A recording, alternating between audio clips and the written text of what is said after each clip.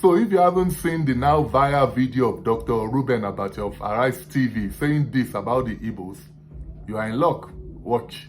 If you enter a community, a village, you don't see an Igbo man there, please pack your things and go. It means that place is not conducive. However, let me give the flip side.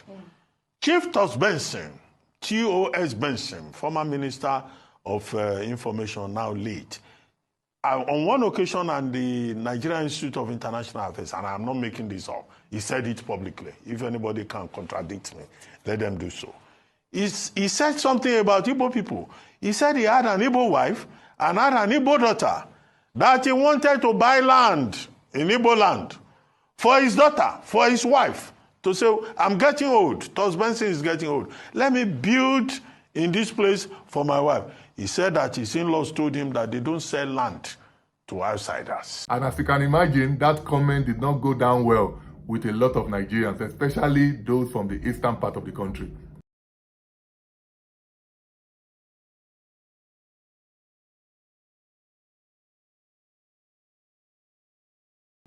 So it was on the back of these comments that his colleague thought it wise to give the veteran journalist the opportunity to, if you like, fine-tune his earlier comment.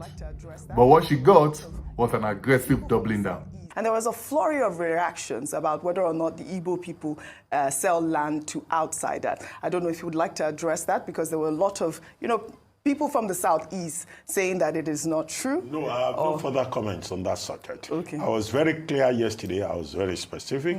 I made my point. I provided the context in which I was speaking. If people have a selective hearing, that is their problem. Well, one of the comments is that you cannot paint a whole tribe with one brush, and they have debunked Replay the tape again. Replay the tape. No, I was specific about what I said. I provided context. Right. Nobody should tell me any nonsense. Well, if people have a different opinion, they are entitled. No, there's no nonsense duty. I think it's our duty. If people have a different opinion, they have anthropological evidence to support it. They should say so. Well, it's not for me to reverse myself. No. I was just saying to clarify.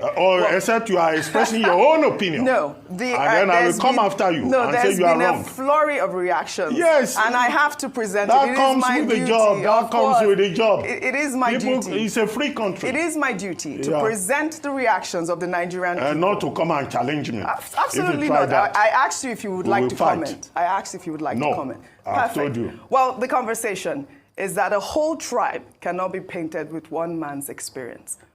So was that elderly temper tantrum even necessary?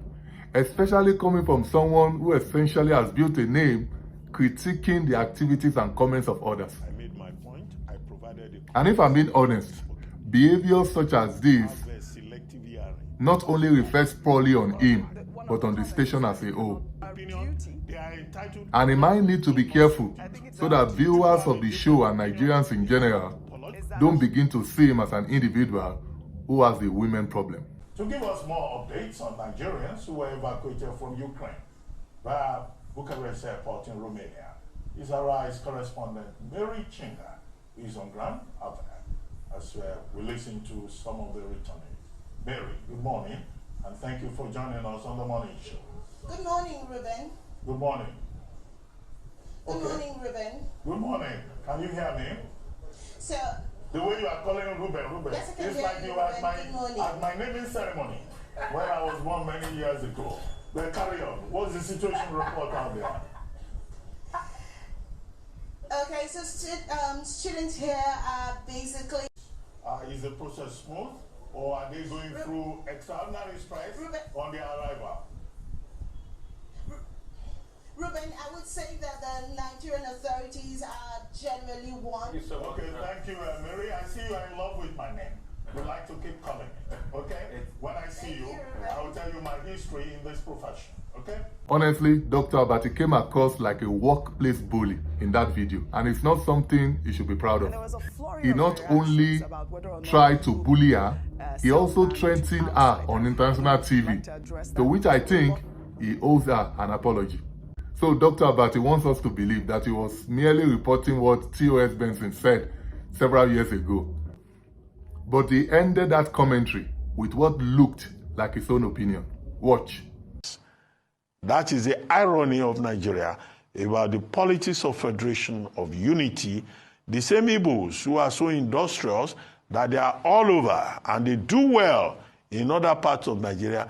You go as a non-Igbo man to go and buy a land, you will be told that you don't belong, even as an in-law. That's by way of an aside. But these are the issues, in my view.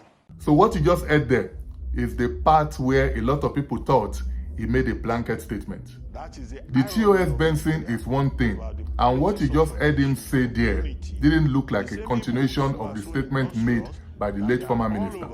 And even if it was, he had an opportunity to address it, but rather what did he do? He chose to flex his muzzle on the poor lady. Truth is, Dr. Abati cannot be criticizing government policies, including individuals on his program every morning, and not be receptive to being criticized.